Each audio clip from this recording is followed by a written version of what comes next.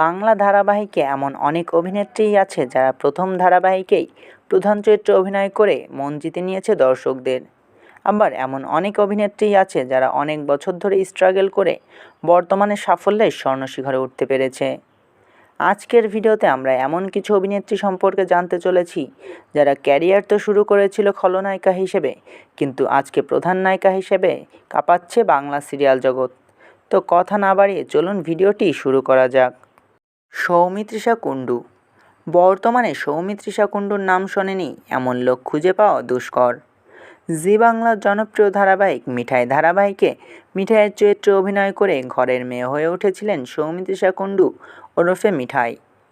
এমনকি এর জনপ্রিয়তা এতটাই বেশি ছিল যে পরে দেবের সাথে প্রধান সিনেমায় স্ক্রিন শেয়ার করারও সুযোগ পেয়েছিলেন সৌমিত্রিষা কুণ্ডু।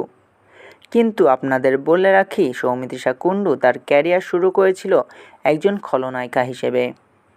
কালার্স বাংলার জনপ্রিয় ধারাবাহিক এ আমার গুরু দক্ষিণা ধারাবাহিকে সর্বপ্রথম দেখা যায় সৌমিত্রিষা কুণ্ডুকে।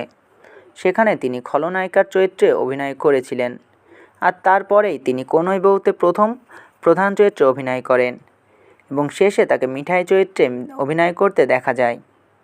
আর বর্তমানে তার জনপ্রিয়তার কথা আলাদাভাবে বলার কিছুই নেই। ইধিকা পাল বর্তমানে বাংলাদেশ এবং ভারতের পশ্চিমবঙ্গের একজন জনপ্রিয় অভিনেত্রী হচ্ছেন ইধিকা পাল।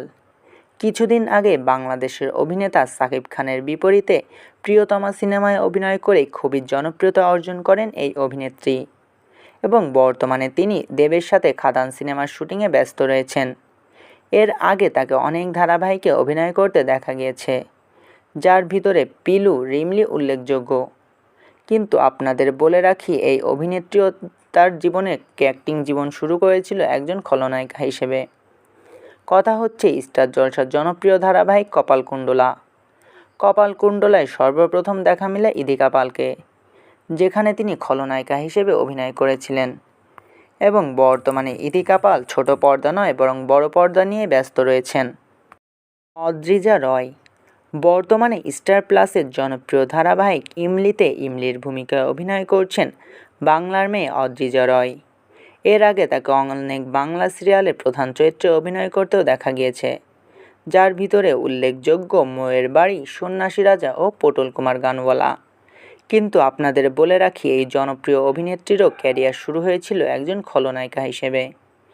জি বাংলার জনপ্রিয় ধারাবাহিক বেদিনী মলুয়ার কথাতে সর্বপ্রথম দেখা গিয়েছিল অদ্রিজা রয়কে, যেখানে তিনি খলনায়িকার চরিত্রে অভিনয় করেছিলেন, আর তারপরে আর তাকে কোনোদিন পিছন ফিরে তাকাতে হয়নি।